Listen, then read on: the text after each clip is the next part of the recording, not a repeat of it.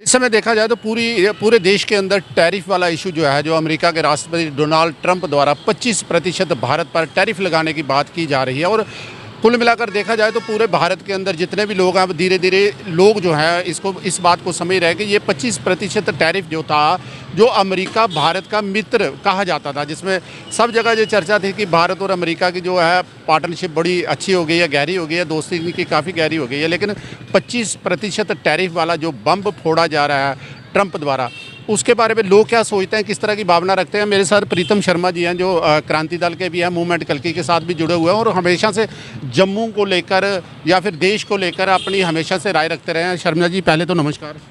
नमस्कार जितेंद्र जी। दूसरा, जिस तरह से ट्रंप साहब ने बम फोड़ रहे हैं जिस तरह से, तो काफ़ी चर्चा चल रही है समाचार पत्रों में।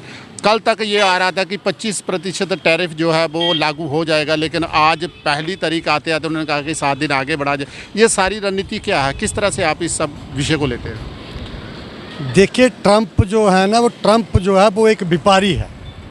वो पॉलिटिकल कम है और व्यापारी ज़्यादा है। वो व्यापार की दृष्टि से अमेरिका को चला रहा है।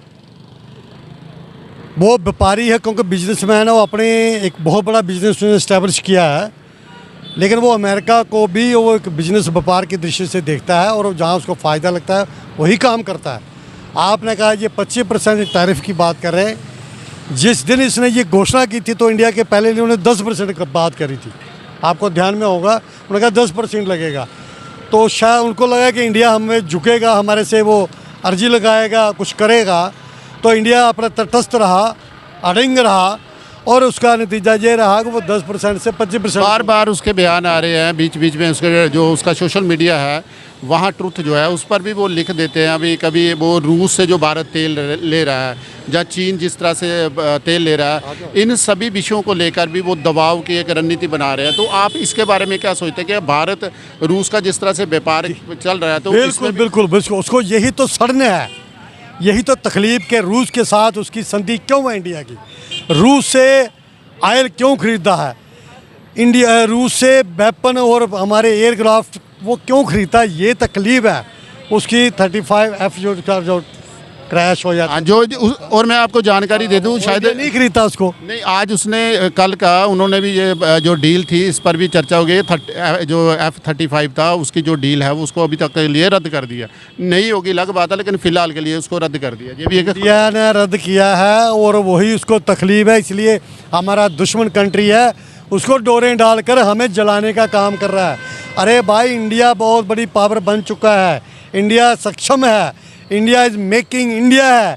अब वो सब खुद के प्रोडक्ट बनाएगा, तेरे पर निर्भर नहीं है। एक चीज़ हो रहा है, अब आप सोशल भी जुड़े हुए हैं। जिस तरह से लोगों में एक क्रेज़ है कि जैसे आईफोन खरीदते, अब तो चलो आईफोन भारत में बनना शुरू हो गया। अब जिस तरह से दूसरे प्रोडक्ट होते हैं तो वो बाहर का प्रोडक्ट होगा उसको ज़्यादा। हालांकि जो इंडिया में अब अमेरिकी प्रोडक्ट अगर इंडिया में बन रहा है, आईफोन इंडिया में बन रहा है, तो इसका मुकाबला कि जो इसका कहने का अर्थ है कि जो भारतीय प्रोडक्ट हैं वो इंडिया को भी टक्कर दे रहे हैं। तो फिर हम इंडियन चीज़ों पर ज़्यादा गौर क्यों नहीं करते हैं, बतौर के हम बाहरी चीज़ों को ज़्यादा तवज्जो देते हैं? देखिए, माननीय प्रधानमंत्री नरेंद्र भाई मोदी जी का स्लोगन ही है मेकिंग इंडिया।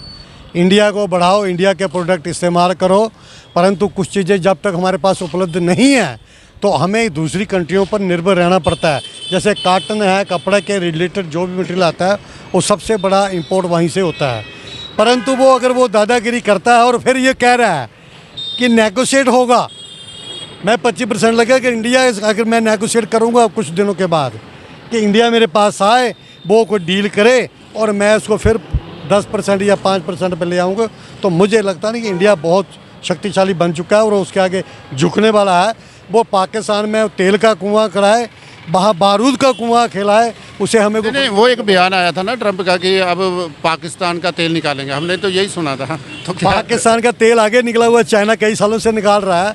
अब बचा वो है, ये ट्रंप निकालेगा, उनके आगे ही भूखमंगे बने ना, अब वो बिल्कुल भूखमंगे से भी आगे बढ़ जाएंगे। वैसे जब ये समाचार हमने भी सुना था तो हमें भी लगा था कि पाकिस्तान में कहीं तेल होगा, जो पिछले 70-80 सालों में नहीं दिखा, तो कहीं होगा। बाद में पता चला कि बलूचिस्तान के पास समुद्र में किसी जगह पर ऐसा कहा जाता है कि वहाँ पर तेल हो सकता है। लेकिन उसके बाद जो बलोच लिबरेशन आर्मी है उसका एक बयान आ गया था, उन्होंने कहा कि ये भाई हमारा देश है, यहाँ पाकिस्तान या कोई बाहरी देश नहीं निकाल सकता तेल, तो वो भी जो बात ही वो भी टाइम टाइम फिश होती हुई नज़र आ रही है। बिल्कुल, वो उन्होंने वार्निंग दे दी है कि हमने चाइना को चने छुपाए हैं, ऐसा ना अमेरिका को भी हम अपने चने छुपाएंगे।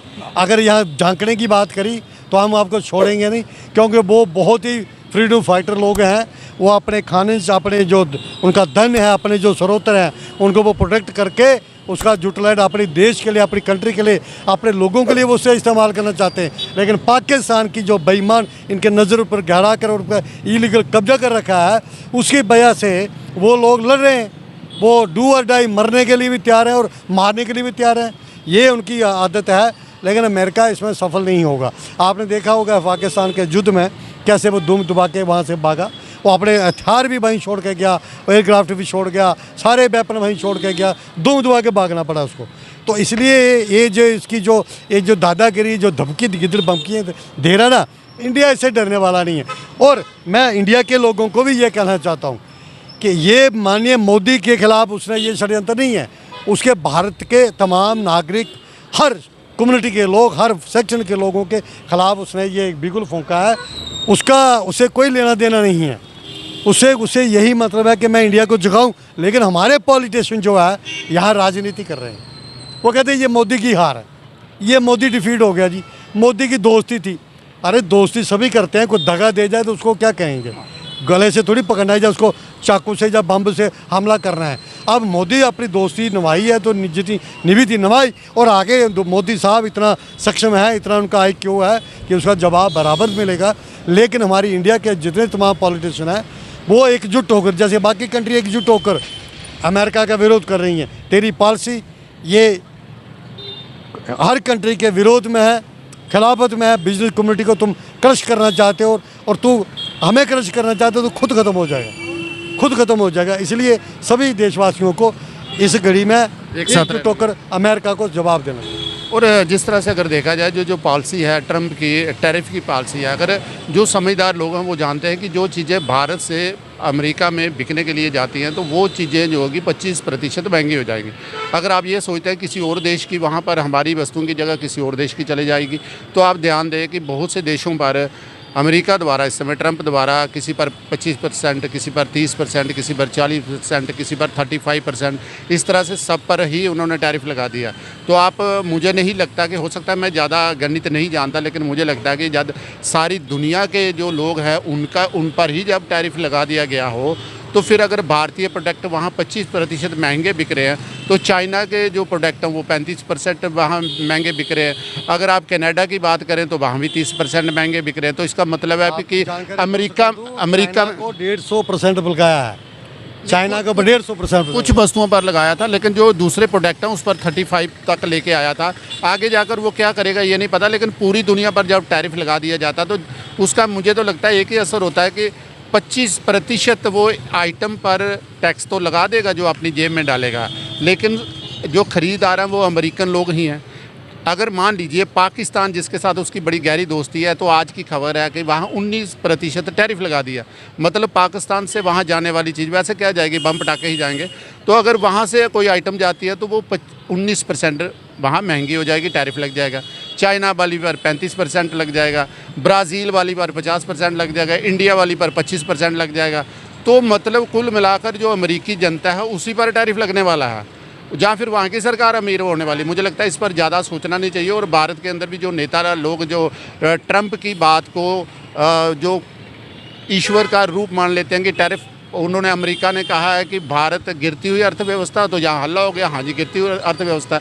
जब सरकारी आंकड़े आप निकाल के देखो, भारत के नहीं विश्व के, जब वर्ल्ड बैंक के निकालो, जहाँ IMF जिनके भी निकालोगे, तो वहाँ देखोगे तो भारत में 4 नंबर पर है दुनिया की बड़ी अर्थव्यवस्थाओं में। और 6.5% जो इसकी गति है वो दुनिया में सबसे फास्ट मानी जाती है। तो चलो ये अलग बातें हो गई, लेकिन फिर भी हमें एक चीज़ सोचनी चाहिए, किसी भी चीज़ में पैनिक ना हो। जो सही जानकारी हो वो हम अपने दोस्तों, घर परिवार या जो पब्लिक है वहाँ तक पहुँचाएँ। और ख़ासकर जो राजनेता हैं जो गलत जो बयानबाजी करते हैं इस विषय को लेकर टैरिफ कोई बड़ा बम हो जाएगा, ऐसा कुछ नहीं है। भारत जो है वो संभावनाओं का देश है। भारत 140-50 करोड़ पॉपुलेशन है। पूरी दुनिया इसके पास व्यापार के लिए पड़ी हुई है। अगर आप देखें ब्रिटेन के साथ भी अभी बात चली है, इनकी जो फ्री ट्रेड हुआ है इसके साथ बहुत से देशों के साथ हुआ है, अफ्रीकी जैसी कंट्रियों के साथ भी। अब भारत आने वाले चंद वर्षों में दुनिया के ना जाने किन किन देशों के साथ व्यापार करेगा। भारत काफ़ी दूर जाने वाला। तो केवल ट्रंप को लेकर पैनिक ना हो। एक ट्रंप कुछ नहीं करने वाला। अब उस ट्रंप को अगर यूरोप छोड़ रहा है, फ्रांस छोड़ रहा है, आज कनाडा ने भी छोड़ा, आपने सुनी होगी खबर, नहीं तो सर्च करना आप।